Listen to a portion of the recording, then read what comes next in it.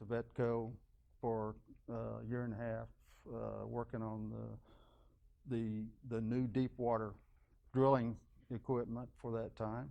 That was in the mid-'70s, and about the time the equipment was coming out, most of it was going to Sedco. So the VP of Sedco called me and hired me so I could come work on the rigs and fix it after it got out into operation. So that was my exposure to the oil field in the beginning.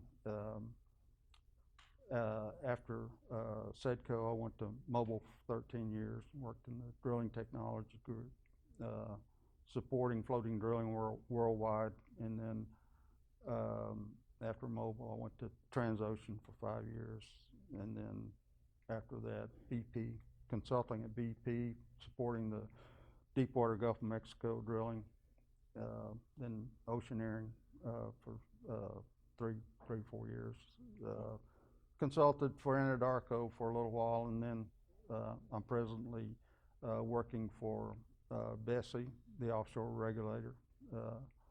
So I decided it's close to the end of my career, so I'd like to be a part of teaching some of the new engineers coming up and trying to transfer some of my experiences and maybe lessons that I learned over the years. Right.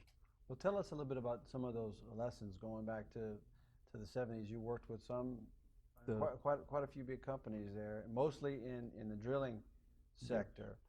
Yeah, I've spent almost my whole career supporting deepwater drilling.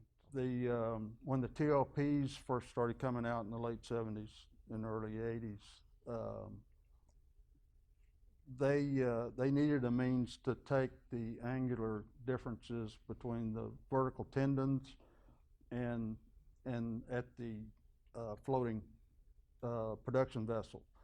So flex joints was a natural for that application. That took a little more development time though than it did for the drilling, because that was a much more severe application. Mm-hmm. It wasn't a pressure problem, it was a load problem. Those flex joints were taking many million pounds of tension, and so they were put in million pounds of compression, mm-hmm. which was a little more challenging. And they had to figure out a way to change them out. Right. Once they, were in service for several years, which some of them weren't well thought through in the beginning, but it's pretty standard operating practice now. Yeah, and so you dealt mostly with dealing with drilling operations, and there were components of using flex joints in all of these design operations or in these drilling applications?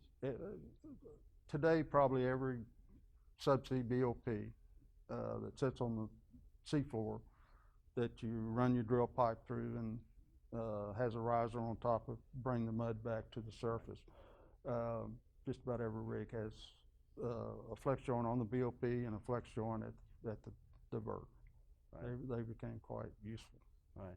And so you guys were installing them or having them used, but companies like Lockheed and Vetco and these other manufacturers were the ones who were actually making the product. Yes. In the beginning it was Lockheed, but then when they spun off the whole rubber goods company into all states. And so Lockheed, they kept manufacturing for the aerospace and military for rockets, but all states had all the oil field. Yeah. And is all states still in operation? Yes. Yes. Okay.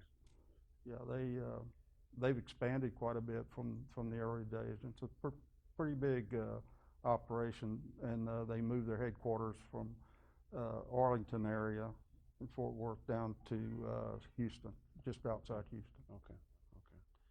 And so, as your current seat now, working as a regulator, that's got to be very interesting, having a 20+ year career in the industry, and now you're playing a different role, looking at it from a different perspective. That's got to be very beneficial to the regulator to have someone who has so many years of experience. Tell me a little bit about kind of how you're changing role now. It's it is a little different on the other side of the fence.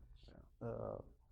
Where in the industry I was, you know, used to making the proper thing happen,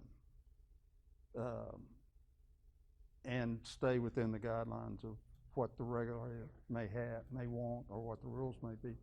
But on the government side, you have to look at what's the law first. And when you request information from an operator, you know, somebody that's drilling the wells, that owns the leases, you've got to ask for information only that's been published in the, you know, the Code of Federal Regulations or whatnot. You just can't ask them for anything. Yeah. There's got to be, you got to be within the regulations to ask them. So that's been a change. Yeah. But it has been interesting to me to you know, participate in those processes and work with the engineers, because I do bring a lot of different experience that you don't find in, you know, in the regulation group. So it's been interesting so far. Well, good. Well, listen, we appreciate you coming in, and again, congratulations for the Pioneer Hall of Fame Award, well deserved, and thank you for sharing your story about your career. Appreciate it. Thank you very much. Okay.